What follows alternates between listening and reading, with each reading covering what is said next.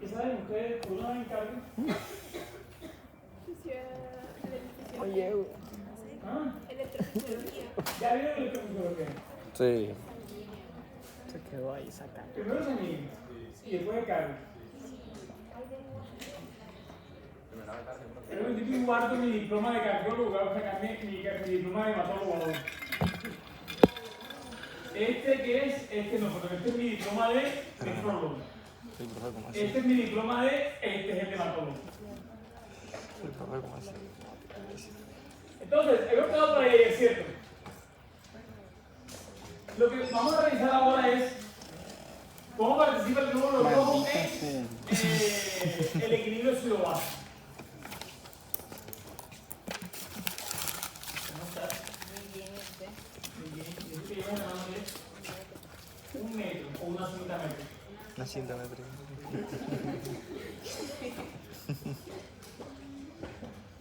Dale, te creo. Bien, ¿cómo participa el glóbulo rojo? Primero entendamos un poquito Horrible. por qué, ¿qué es eso del equilibrio ácido-base? ¿Por qué necesitamos un equilibrio ácido-base en el cuerpo? Básicamente es la pregunta que deberíamos respondernos primero. A ver si eso tiene sentido. Entonces, básicamente, nuestro cuerpo es una máquina, creo que hablamos de eso un poquito, nuestro cuerpo es una máquina para producir ácidos orgánicos. Entonces, como nuestro cuerpo es una máquina para producir ácidos orgánicos, debemos buscar una forma de que el pH de mi sangre se mantenga en estos valores, que son los valores normales. Yo no quiero ni que se vaya del lado ácido, ni tampoco quiero que se vaya muy del lado básico. El fenómeno fundamentalmente se llama tamponar los ácidos. Y tamponarlos lo que significa, palabras más, palabras menos, es neutralizar esa cantidad de protones que se están liberando cada vez que mi metabolismo está activo. Ahora, como tampono los ácidos, va a depender mucho del origen o más bien el tipo de ácido que estoy intentando tamponar y que estoy intentando gestionar. Y para eso nosotros identificamos en el cuerpo dos tipos de ácidos que se producen, unos que son volátiles, o más bien un ácido que es volátil, que es el dióxido de carbono en su forma gaseosa, pero cuando hablamos de él como ácido estamos hablando de ácido carbónico. Y los otros son ácidos fijos. Ahora, la forma como nuestro cuerpo gestiona cada uno de estos tipos, por supuesto, es diferente, porque no hay forma de que nosotros podamos expeler por la vía aérea un ácido fijo.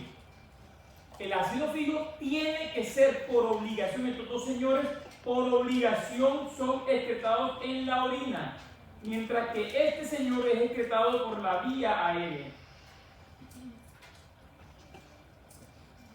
¿De acuerdo? Esto es importante, pero de todas formas tengo la obligación de gestionarlo a nivel sanguíneo.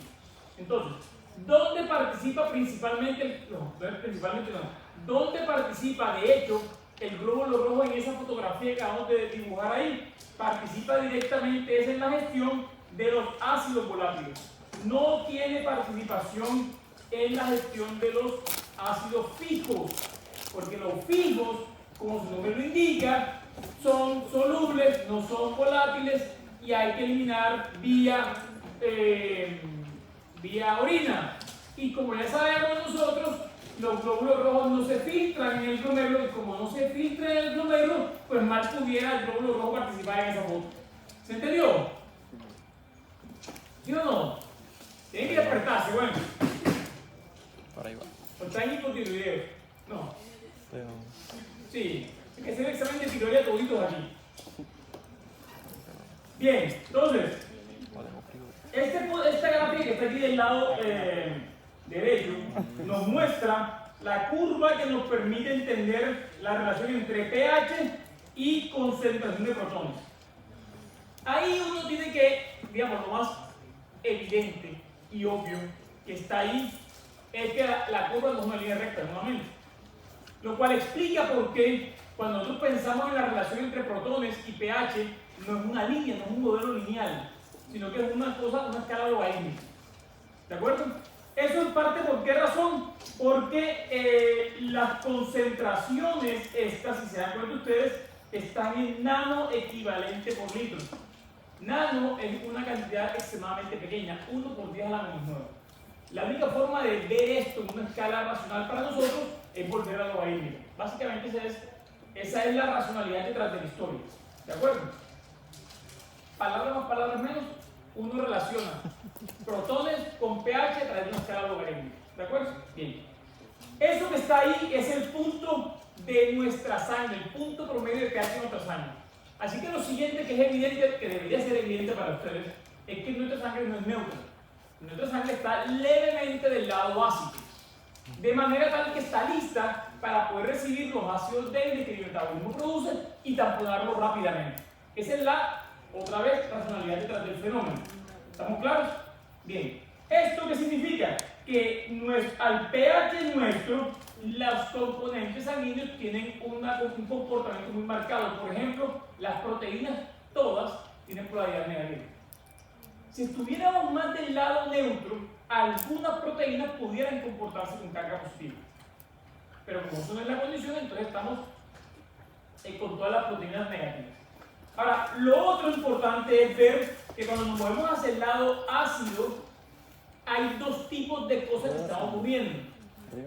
Una es un proceso que quiere acidificar mi sangre.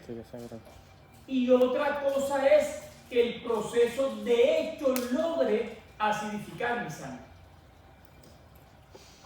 Voy a repetir eso. Si yo me paro en el centro, ahí donde tengo la línea roja pintada, estoy en la sangre en el valor normal esperado de nuestro pH. Todos aquí estamos con un pH aproximado de 7.4. Ahora, cuando entramos en algún tipo de cambio metabólico, existen procesos que buscan mover ese punto, ya sea hacia el lado ácido o hacia el lado básico. Cuando digo buscan, significa que hay una serie de mecanismos que están activados que están intentando hacer que mi pH, por ejemplo, baje. Es decir, que me vaya hacia el lado ácido. Pero no todo proceso que tienda a acidificar mi sangre, de hecho lo logra. ¿Y por qué es posible que no lo logre? Porque es muy probable que la capacidad de mis tampones sanguíneos sea suficiente para evitar que eso llegue a ocurrir. ¿Me explica de lo mejor? ¿Qué significa eso? Que nosotros clínicamente debemos hablar de dos cosas que son distintas en el principio. Una son las acidosis, que son procesos que buscan que mi sangre se acidifique, o las alcalosis, que buscan que mi sangre se alcalinice. Y una cosa muy distinta es una acidemia, que es una condición donde mi sangre ya está del lado más ácido. Y una alcalemia, que es lo contrario. De conclusión, toda acidemia es el producto de una acidosis, pero no toda acidosis produce acidemias. ¿Estamos claros? Les pongo un ejemplo de la vida real, fisiológico de hecho. Si nosotros comenzamos a hacer ejercicio, es probable que mi sangre comience o tienda hacia el lado de la acidificación. ¿Estamos claros, sí o no? Eso quiere decir que estamos entrando en un proceso de acidosis que es de origen láctico, porque mi músculo está produciendo ácido láctico. Ahora la pregunta es, ¿nuestro pH se vuelve ácido francamente porque estoy haciendo ejercicio? La respuesta es no. O sea que el proceso sí existe, pero nunca mi pH cambia. ¿Por qué no cambió? Porque el buffer sanguíneo cogió al ácido láctico, se unió con el HCO3 negativo y esto produjo una sustancia la que llamaré X, que no es un ácido. ¿Me expliqué? Ese es el punto. Esa es la diferencia entre acidosis y acidemia. Bien, espero que haber sido claro con ustedes. Entonces, ¿cuáles son los principales tampones en términos generales? Por una parte son los tampones intracelulares, que en este caso de la clase de hoy estamos hablando específicamente de la hemoglobina, como una proteína con la capacidad de tamponar, pero la misma historia sería hablar de la mioglobina, que haría lo mismo pero en otras células, en musculares. Y así otras proteínas intracelulares que pueden hacer cosas como esta. Y el otro sistema es el sistema bicarbonato, ácido carbónico, que es el tampón plasmático. ¿De acuerdo? Aunque depende, su capacidad de acción depende de hecho de lo que ocurre en el glóbulo rojo de manera aguda, no de manera crónica. De manera crónica depende de lo que pasa en el riñón, pero de manera aguda depende de lo que pasa en el glóbulo rojo. Bien, entonces, ¿en qué se fundamenta la participación del glóbulo rojo en el equilibrio ácido-base? Se fundamenta específicamente es en la existencia de esta enzima dentro del glóbulo rojo, la anhidrasa carbónica. Que la anhidrasa carbónica produce grandes cantidades de ácido carbónico independientemente de lo que le esté entrando como sustrato. Es decir, su tolerancia al sustrato es muy alta, no se inhibe por exceso de dióxido de carbono. Lo que garantiza que entre más ácido carbónico le echen a eso, ¿qué va a hacer ella? Perdón, entre más dióxido de carbono le echen a ella, ¿qué va a hacer ella? Producir ácido carbónico. Punto. Y ese ácido carbónico tiene la tendencia natural a disociarse, entonces va a formar gran cantidad de bicarbonato. Ya saben ustedes que el bicarbonato se va a intercambiar hacia la sangre. Ahora, este protón que se está generando en esta historia es el que se une a la hemoglobina oxigenada y forma esto que está aquí, que es hemoglobina reducida. ¿De acuerdo? Dicho de otra manera, la hemoglobina tiene la habilidad de unirse a los protones porque tiene aminoácidos que pueden unirse a los protones. Son cuya polaridad es negativa y con un positivo pues tienden a unirse. Ahora, no se unen en cualquier parte, por cierto. Y tampoco se unen, importante esto, en el hierro donde estaba el oxígeno. Lo cual significa que cada hemoglobina puede cargar más que 4 protones. Porque como entonces uno es a aminoácidos, la relación no depende, no existe un punto de saturación, dicho de otra manera. ¿De acuerdo? Ahora, ¿cuáles son esos aminoácidos? Son normalmente aminoácidos tipo histidina, ¿de acuerdo? O aspartatos que hacen parte de las globinas beta. Y el tema con esas uniones es que el protón es capaz de hacer que 2 cadenas beta distintas interactúen entre ellas. Imagínense ustedes que tienen la hemoglobina con sus 4 paticas y 2 paticas ahora están unidas por un protón que antes no estaba ahí. ¿De acuerdo? Y esta unión que ocurre en las globinas de la hemoglobina, ¿qué le produce a la hemoglobina? Tensión. Que produce tensión. Y la tensión, ya vimos en la clase anterior, que disminuye la afinidad por el oxígeno y la obliga a liberar. O sea, cuando esto ocurre, lo que usted está haciendo aquí, ocurre, la respuesta natural es que la hemoglobina suelta un oxígeno que termina fluyendo hacia el tejido que está demandando el oxígeno. Dime, le escucho. Profe, usted dijo que la capacidad de unirse de ese protón es hacia las cadenas beta, ¿cierto? Cuando estamos hablando de hemoglobina fetal, que no tiene las betas sino las gamma, ¿por eso se dice que es más afín al oxígeno o...? La hemoglobina gamma, la hemoglobina fetal tiende a ser más afín por el oxígeno, tiene a mantener, una mayor afinidad por el oxígeno porque su estructura tiende a estar más relajada que tensa. ¿De acuerdo? Dicho de otra manera, molecularmente hablando, su energía interna es más baja. ¿De acuerdo? Ahora, sí que es cierto que cuando estamos en el desarrollo fetal, nuestra producción de CO2 es muy baja. Ahora, eso es muy positivo también porque la hemoglobina fetal tiene menos reacción o menos interacción con los elementos alostéricos que pueden modificar la afinidad de ellos. ¿De acuerdo? Ahora, uno podría suponer que tener hemoglobina fetal en nuestra etapa post-embrionaria sería una buena idea. Porque como es muy afín, me serviría mucho, por ejemplo, para vivir en alturas predominantes. Y la verdad es que eso no es cierto. ¿Por qué razón? Porque nuestra actividad física del ser humano de manera normal depende de la habilidad de llevar oxígeno a los tejidos e intercambiarlo de manera amplia. Si tu hemoglobina se amarra muy fuertemente al oxígeno, entonces vas a perder capacidad de intercambio de oxígeno con el tejido. Entonces no lo va a liberar. ¿De acuerdo? Ahora, y no sé si lo han escuchado, pero si no lo han escuchado lo voy a decir enseguida. ¿Han escuchado la enfermedad células falciformes? Esa enfermedad de célula falciforme ya existe una cura. Es una enfermedad de origen genético, pero ya existe una cura para la enfermedad. Y lo que hicieron fue con una técnica que se llama CRISPR-Cas9. Insertaron el código que estaba dañado, o sea, cogieron, entraron, cambiaron el código que estaba dañado en el proceso hematopoyético y reinsertan un código nuevo. Ahora, el problema de la historia, porque tiene nada de gratis, ¿recuerdan? Nada de gratis. El problema de la historia es que el código que lograron insertar fue el código que devuelve la hemoglobina hasta sus orígenes fetales. Eso quiere decir que esta persona, estos niños, cuando les administran la droga, producen hemoglobina fetal. Ahora, ¿pueden vivir? Sí, pueden vivir muy normal, lo más que no van a ser deportistas, pero pueden vivir perfectamente. ¿De acuerdo? Esto es estado del arte en técnicas farmacológicas. Y cada administración vale cerca de casi $1 millón. Es una medicina prohibitiva completamente. Es una ironía, porque existe la cura, pero es muy costosa. ¿De acuerdo? Bueno, ya.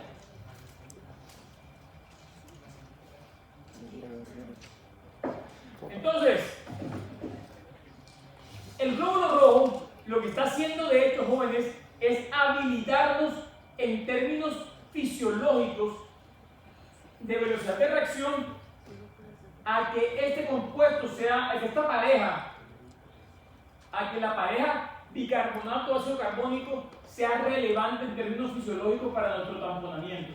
Miren, la ecuación de Henderson-Hasselbalch, que esto simplemente es un nombre extraño que seguramente van a ver muchas veces en su vida, lo que nos dice es lo siguiente. Miren, el pH de la sangre de nuestro depende de la relación entre la base y el ácido débil. Esto que está aquí abajo es de hecho el ácido carbónico. Lo único es que se expresa en términos de la presión parcial del CO2 porque eso es lo que podemos medir en el laboratorio. En el laboratorio no podemos medir ácido carbónico porque apenas él se forma, lo más probable es que se disocie enseguida. Pero no podemos medirlo directamente, lo medimos a través de la presión parcial del gas. ¿Se entendió? Entonces, estos señores lo que están planteando es eso. El pH va a depender de la relación de estos señores. ¿Vale? Este es el punto. Ahora, ¿por qué razón este buffer es tan útil a nivel fisiológico, sabiendo nosotros esto que está aquí? Esto lo habíamos visto antes. No lo habíamos visto antes. Tuve que cambiar la pregunta que les acabo de hacer. Déjenme explicarles esta curva y luego repito la pregunta, ¿les parece? Atención todos, por favor. Esa curva que está ahí me está diciendo el pH al cual dos sistemas de buffer distintos están en equilibrio. Entonces, este verde, la línea verde, que la voy a pintar aquí de hecho con verde, dice que la pareja tamponadora bicarbonato ácido carbónico a un pH cerca de 6.1 tiene 50% de las moléculas en forma de base y 50% de las moléculas en forma de ácido. ¿Se entiende eso? ¿Se dan cuenta ustedes que el punto dice que de ahí para arriba es la mitad y de ahí para abajo es la mitad? O sea, tengo la mitad en ácido y la mitad en base. ¿Estamos claros? Listo. Si yo muevo la línea verde hacia el pH de mi sangre, ¿qué pasa con la proporción? Ahora tengo más base que ácido. Y ese es el primer punto de por qué podemos nosotros usar rápidamente este componente. O sea, tiende a estar más del lado base que del lado ácido. ¿Estamos claros? Lo segundo es que la forma de ácido de esta pareja tamponadora es volátil. El CO2, esto es un gas que se puede eliminar por la vía aérea. Entonces, dos cosas. Al pH sanguíneo, tiendo a tener la pareja tamponadora más del lado de la base, que es el bicarbonato. Miren que es el bicarbonato. Y lo otro que es también muy positivo, es que la forma ácida no tengo que eliminarla por la vía urinaria, no la puedo eliminar por la vía aérea, por la vía respiratoria. Y aquí les va la tercera cosa que es supremamente importante. La reacción, esta reacción que genera el ácido débil, está impulsada por una enzima cuya KM es muy baja, o sea, no se inhibe fácilmente. Pero tienen tres puntos ahí que son muy importantes para poder justificar que una pareja tamponadora, que de hecho trabajaría mejor si la sangre estuviera a 6 que estando a 7, puede hacer la tarea que hace estando con un pH como lo tenemos nosotros de hecho realmente. ¿Estamos de acuerdo? Bien. Ahora, la curva amarilla que ustedes ven ahí es el tampón urinario. Esa curva amarilla que está ahí es el que se encarga usualmente de tamponar protones o ácidos fijos de cara a poder eliminarlo por la vía urinaria. ¿De acuerdo? Bien, eso lo veremos más adelante en Renat seguramente. ¿Preguntas hasta ahí?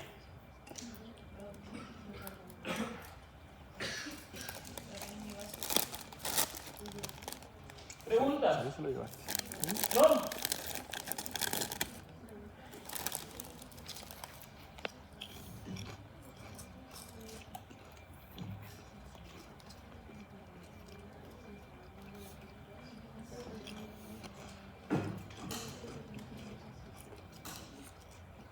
¿Cuál era la pregunta que nos iba a hacer? Ya le acabo de contestar yo mismo.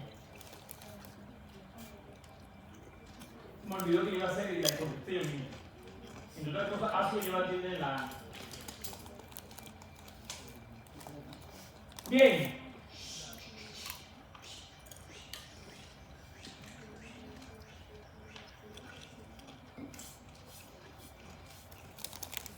Hablemos de la participación de esto ahora, pero de cara al tono vascular. Entonces, en términos generales, lo que uno espera que ocurra es que cuando un vaso irriga a unas células musculares o a unas células que están en alta demanda de oxígeno, entonces estas células necesitarían que los vasos estuvieran, que este radio de aquí se incrementara. ¿Para qué? Para poder traer más flujo sanguíneo. ¿Se entiende eso? Si yo necesito más oxígeno, ¿cuál es la forma de traer más oxígeno para donde estoy yo? Trayendo más sangre. Trayendo más sangre. La única forma de traer más sangre, técnicamente, realmente es haciendo vasodilatación para que más sangre llegue a donde estoy yo. ¿Me estoy explicando? Ahora, la pregunta entonces es, ¿de qué forma el glóbulo rojo participa en eso que estamos hablando? ¿Cómo el glóbulo rojo puede ayudar a que se produzca vasodilatación? Cuando uno habla de vasodilatación, no está diciendo de manera efectiva que se va a producir un efecto de tracción sobre los vasos. Ojo, porque lo único que pueden hacer los vasos de manera activa es contraerse a consecuencia del tono muscular que rodea las arteriolas.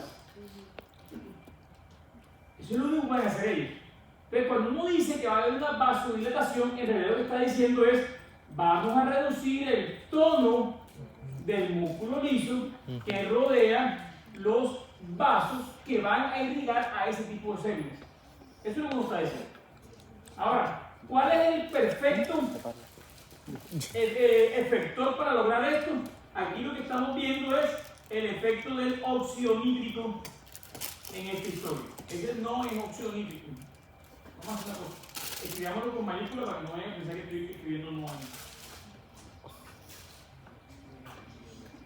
¿De acuerdo? Entonces, ¿cómo participa el glóbulo rojo en términos de óxido del tema del óxido nítrico a través de oxígeno? Entonces aquí está la historia. Hay 3 puntos. Punto número 1, modulación en la entrega de oxígeno. Punto número 2, barrido de óxido nítrico que de hecho en vez de producir vasodilatación, lo que hace es producir vasoconstricción. ¿De acuerdo? Producir vasoconstricción. Entonces, lo que hace el glóbulo rojo es limitar la posibilidad de que se produzca el barrido del óxido nítrico. Repito eso.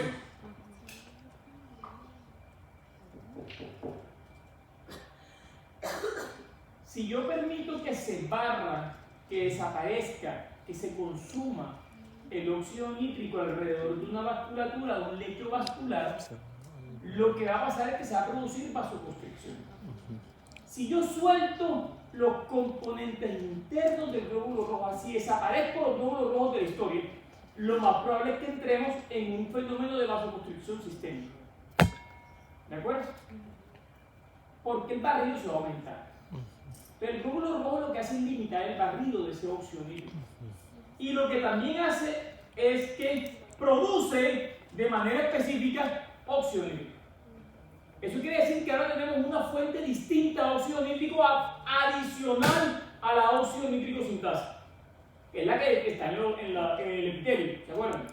Entonces, normalmente decimos, siempre que pensamos en óxido nítrico, pensamos en la óxido nítrico sintasa, endotelial o neuronal, cualquiera de las dos. Pero en este caso estamos hablando, mira, el glóbulo rojo también puede hacer esto. Y puede participar en la generación y secreción del compuesto. ¿Vale? Aquí está la primera parte. Primero, el glóbulo rojo, por cortante, puede de hecho participar directamente a través de este receptor de membrana en la actividad.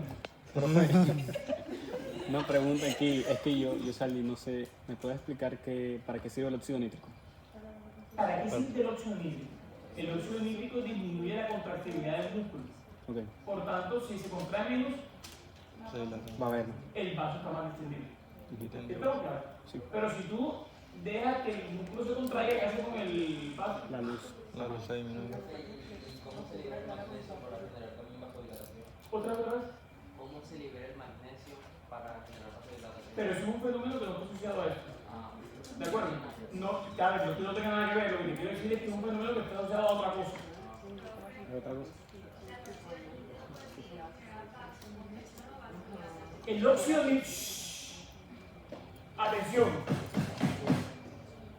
El óxido nítrico genera vasodilatación. Si el óxido nítrico no está, ¿qué va a producirse? Vasoconstricción. Si el óxido nítrico no está, lo que se produce es vasoconstricción. La fuente de óxido nítrico normalmente son el endotelio vascular. Es decir, el endotelio vascular le dice al músculo, deja de presionarme tanto. ¿Cómo se lo dice? Le bota óxido nítrico, porque ella tiene adentro óxido nítrico sintasa. ¿De acuerdo? Si estás en el endotelio, se llama endotelial. Si estás en las neuronas, se llama neuronal. La óxido nítrico sintasa. Son dos isoformas de la misma enzima. Esto es cierto, y esto es bien importante que se lo diga ahora, esto es cierto en la circulación sistémica, no es cierto en la circulación pulmonar. En la circulación pulmonar el fenómeno es contrario. En la circulación pulmonar lo que ocurre es que cuando hay disminución del oxígeno disponible, los vasos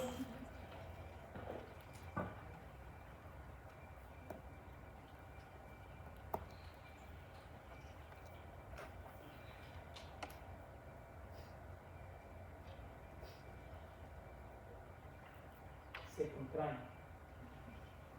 Pero eso es solamente cierto para la circulación pulmonar. No es cierto para la circulación sistémica. ¿De acuerdo? Pero ese tema lo vemos en semestre que viene, entonces vayamos a ver circulación pulmonar. ¿De acuerdo? Que se llama vasoconstricción hipóxica. Eso no es de sistema, eso es de pulmón. ¿Me expliqué? Bien.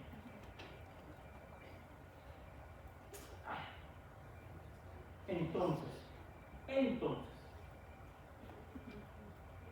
si yo activo estos receptores moleculares de membrana, que normalmente permiten que el calcio ingrese a la célula y active este modulador enzimático, una proteína que se llama la calmodulina, la calmodulina se dedica a activar fosforilasas, las cuales a su vez activan a la enzima de la óxido nítrico sintasa, y si esta activa produce óxido nítrico que termina inhibiendo la contracción muscular y por supuesto dilatando.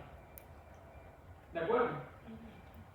Bien, si esto no se presenta, entonces va a ocurrir el fenómeno contrario. ¿Estamos claros? Bien. Repito, esto se activa principalmente por corte, que es un esfuerzo cortante. Exactamente, algo que intenta deslizar. ¿Cuándo se va a presentar un cortante ahí en este contexto? Si yo soy el glóbulo rojo, que soy una célula grande, y me quiero pasar por un vaso que está muy cerrado, por supuesto yo rozo contra las paredes del vaso. ¿Y qué es lo más probable? Que donde quiera que me encuentre un receptor de eso lo voy a arrastrar. No lo voy a arrastrar, lo voy a intentar deslizar. Y es un esfuerzo cortante. Y ese esfuerzo cortante activa el receptor. ¿Me expliqué? Este fenómeno, ustedes también lo dicen, me está quedando este coso sin batería. ¿Alguien tiene un cargador tipo C? Como agradecería que me lo prestaran porque si no, va a tocar cancelar la clase. A nadie lo presta.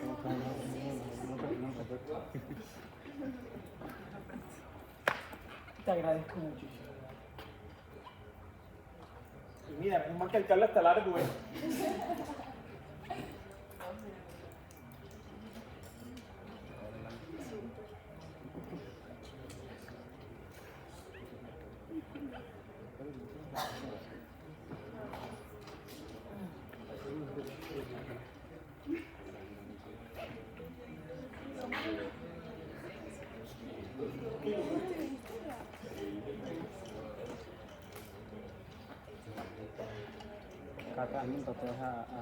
Muy bien, ahora sí tenemos potencia. Vamos hasta las 8:30. ¿No? No. Sí, claro. Ahora tiene algo mejor que hacer, pues. ¿Qué van a hacer en su casa? Bueno, bien, ya. Atención. ¿Se entiende esto, sí o no? Bien. Miren que esto es una cosa impresionante también del glóbulo rojo. Esto es bien divertido. Pero uno debería preguntarse, ojo con esto. Ojo con la pregunta que le voy a hacer. Estudiante. No sé si lo explicó, pero ¿cómo evita el glóbulo rojo que no haya barrido? Eso es para allá voy. Pero, Para allá voy, gracias.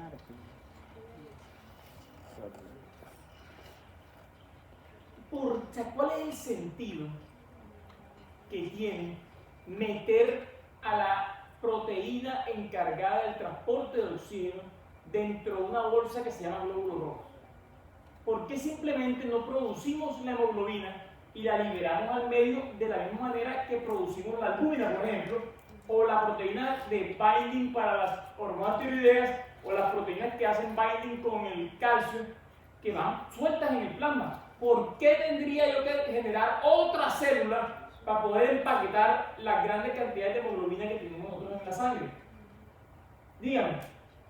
Profe, para responder la pregunta, yo creo que vendría siendo porque es necesario, porque como usted dijo ayer, pues cuando la sangre pasa por el músculo, entonces es necesario que el músculo libere ciertas sustancias para que pues se aumente la afinidad en los eritrocitos y eso suelte el oxígeno. Sí, está relacionado con eso. A ver, eso es cierto, pero eso no depende de que la hemoglobina esté metida en el glóbulo rojo. O sea, mejor dicho de otra manera, si yo suelto la hemoglobina a la sangre, al plasma, pues, técnicamente ella va a solubilizarse porque ella está suelta también en agua dentro del glóbulo rojo. Y si yo la suelto al plasma, técnicamente ella va a hacer lo mismo que hace dentro del glóbulo rojo. porque igual su afinidad va a depender de todos los efectos alostéricos que están mencionando tú ahora. ¿De acuerdo? En eso tiene razón. Lo que pasa es que eso no explica por qué tiene que estar encerrado. ¿Por qué para los médicos es un problema el fenómeno de hemólisis? Pues cuando se ve hemólisis, todo el mundo se asusta. Y hay una vasoconstricción sistémica. ¿Me estoy explicando? Aquí le va la respuesta. La hemoglobina tiene la mala costumbre de que cuando está desoxigenada, se une al óxido nítrico de manera muy rápida y forma ese compuesto. Ese compuesto atrapa al óxido nítrico y ya no puede hacer su trabajo. Y por supuesto se produce vasoconstricción.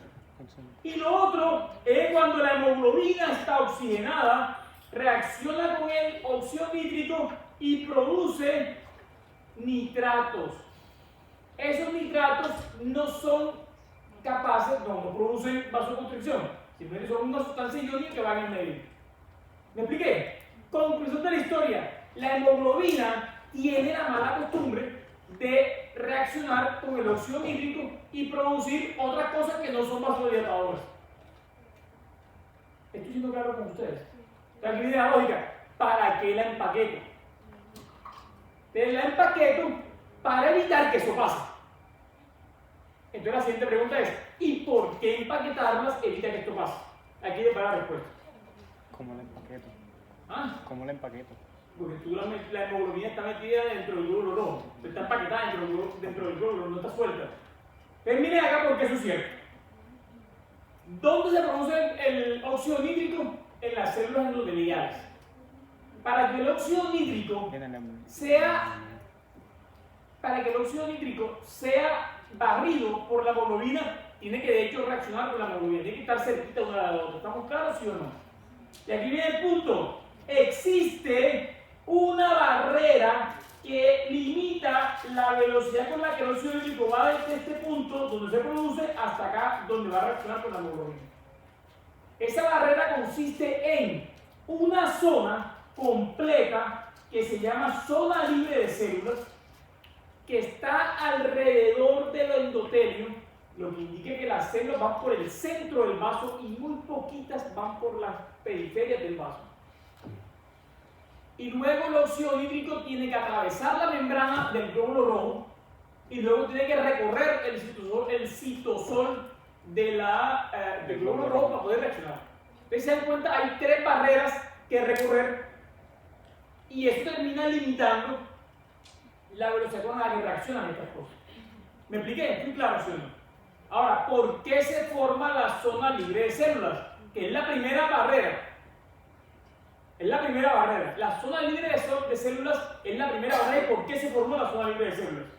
Entonces, miren, voy a dibujar a ver si encuentro un espacio donde dibujar. Sí, aquí puedo dibujar esto. Imagínense ustedes que esto que está aquí es el vaso. ¿De acuerdo? La forma como los líquidos se mueven a través de ese tubo que está ahí dentro forma lo que se llama un perfil de velocidad. Entonces, lo que está pegado al vaso tiende a moverse muy poquito, porque la fricción es muy alta entre las células y las paredes son sólidas. ¿De acuerdo? Mientras que lo que está en el medio de esto tiende a moverse más rápido. Y esto forma un perfil que se ve así. Se llama el perfil parabólico, que se mueve de manera laminar. Es decir, láminas de sangre moviéndose una por encima de la otra. Y se ve así, si lo pudiéramos ver. Si técnicamente lo pudiéramos ver, lo veríamos así. ¿Estamos claros? Bien. Si ese es el perfil de velocidad, este perfil de velocidad termina produciendo, o más bien induciendo, un perfil de presiones. Entonces, donde las células están quietas, prácticamente la velocidad muy bajita, entonces la presión tiende a ser muy alta.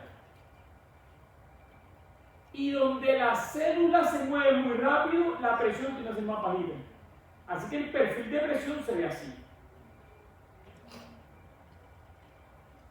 En verde el perfil de velocidad, en rosado el perfil de presión. lo que tiene masa se va a mover a través de ¿dónde? De donde hay menos presión. ¿Dónde se van a mover las células entonces? En la parte central del tubo. Lo que garantiza que alrededor del endotelio hay muy poquita cantidad de glóbulos rojos.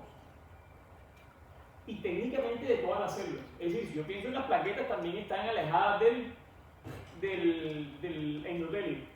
Así que para que una plaqueta se active, tiene que de hecho haber un daño en el endotelio para que el daño rompa ese perfil de velocidad. Cuando el daño se presenta, se rompe el perfil de velocidad y la plaqueta entonces puede chocar contra el endotelio y podría activarse. Si no, no va a pasar. O digamos, va a ser muy poquito lo que pueda pasar. ¿Me estoy explicando, sí o no? Bien, entonces, esa es la historia. Y eso es lo importante de por qué la hemoglobina tiene que estar atrapada dentro del glóbulo rojo. Siempre que hay un proceso de hemólisis, lo más probable que ustedes vean en su paciente es que haya vasoconstricción sistémica por ahí. ¿Por qué? Ahora ya saben por qué. Claro, la hemoglobina está suelta y la hemoglobina tiene dos problemas, entre otras cosas. Lo primero, ya lo dijimos, esto. Lo segundo es que la hemoglobina tiene un montón de hierro. Y el hierro no tiene por qué estar suelto por ahí. Recuerden ustedes que el hierro, cuando el glóbulo rojo queda atrapado en el vaso, ese hierro se recicla. No se suelta simplemente. ¿Por qué podemos producir toxicidad por hierro en la sangre? ¿Estamos de acuerdo? ¿Todo claro, sí o no? Muy bien. Entonces continuamos.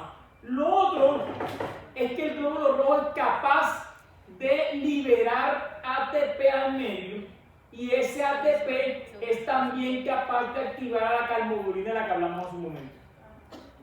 Pero ¿cómo funciona este fenómeno ahora acá?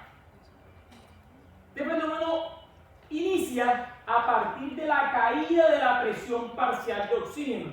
Es decir, ¿dónde va a ocurrir este fenómeno?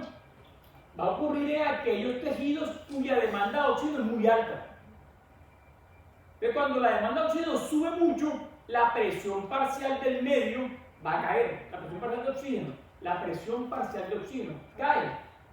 Y cuando eso es verdad, ¿qué pasa internamente en el glóbulo rojo? Se activa una proteína G que, como todas las proteínas G, coge y activa a la N-ciclasa, aumenta la concentración de AMP cíclico y en este caso hay activación de la quinasa A y esta quinasa A activa a este receptor transmembranal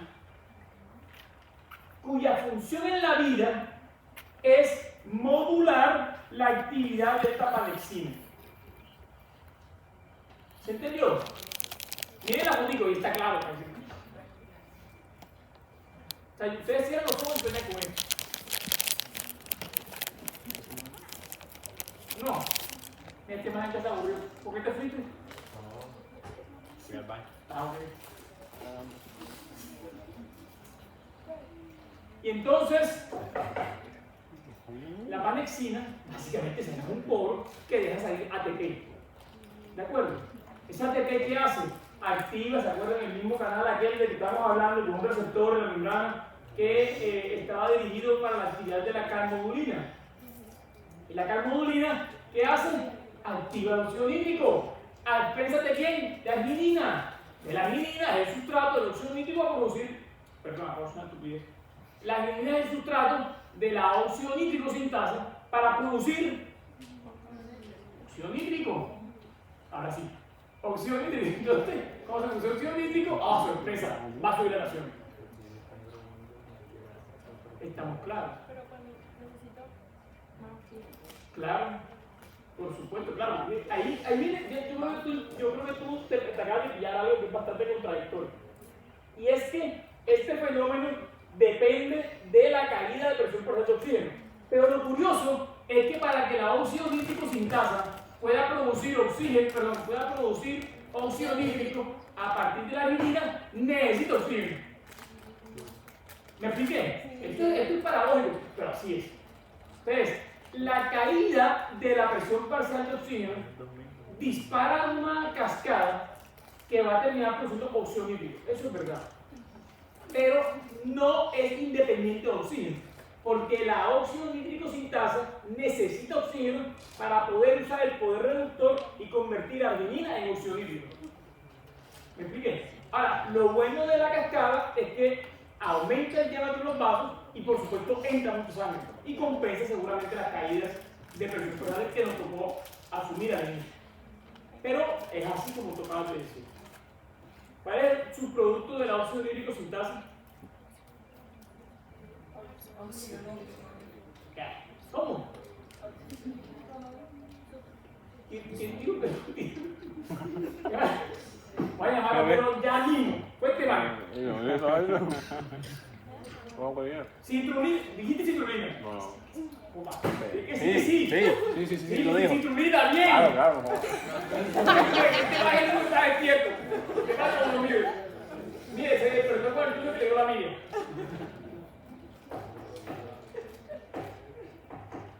Bueno, ya, seguimos. Seguimos, sí, carajo, no.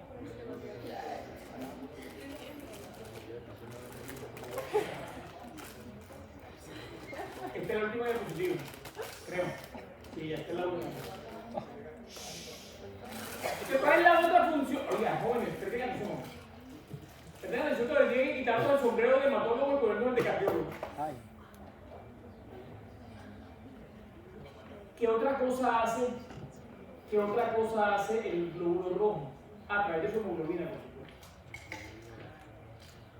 El glóbulo rojo es capaz de coger a los nitritos que andan por ahí, mamando ahí, y cuando la hemoglobina está desoxigenada, es capaz de producir óxido nítrico a partir de esa reacción.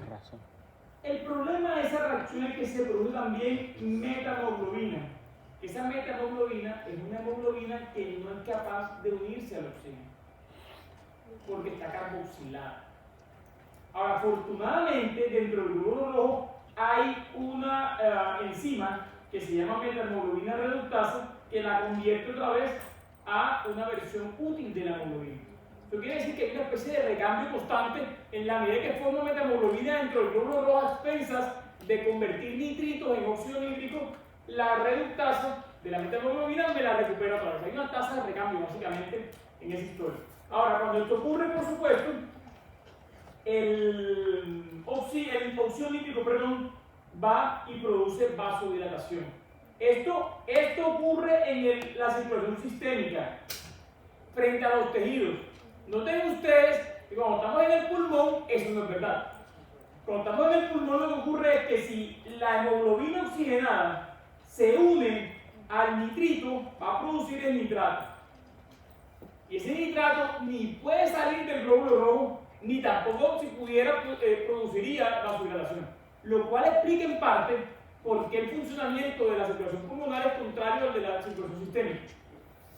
¿Estamos claros? Bien. ¿Estamos bien? Perfecto. ¿Les entendimos una cosa? El glóbulo rojo modula la entrega de oxígeno por una parte. Segundo, también modula, reduce, evita el barrido del óxido nítrico, lo cual lo deja disponible para que pueda hacer su tarea. Y lo tercero, que es lo que usualmente la gente menos supone, en general, allá afuera del colombiano a pie, es que el óxido nítrico, que el glóbulo rojo de hecho puede producir óxido nítrico. Ustedes le preguntan a cualquiera que siga el glóbulo rojo y todo el mundo le responde para transportar oxígeno. Pero la gente usualmente, esta parte digamos, no es tan usual entender esto. A ustedes sí lo van a entender, ya dieron cuarto. ¿Ah? ¿Sí o no? Ya viste, ya se justificó la matrícula. Bueno, ya, preguntas. ¿Todo bien? ¿Cómo así que no entendiste nada? No me digas eso que me voy a llorar. ¿Quién dijo eso tú? No me digas eso que me pongo a llorar. No te vayas a quedar, voy a levantarme con carga. ¿Cómo así? Bueno, entonces el corazón es un órgano que tiene.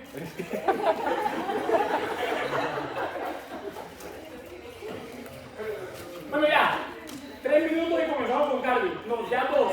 Más tarde. Te va a tocar presionar con fuerza el músculo del pulmón de la vejiga.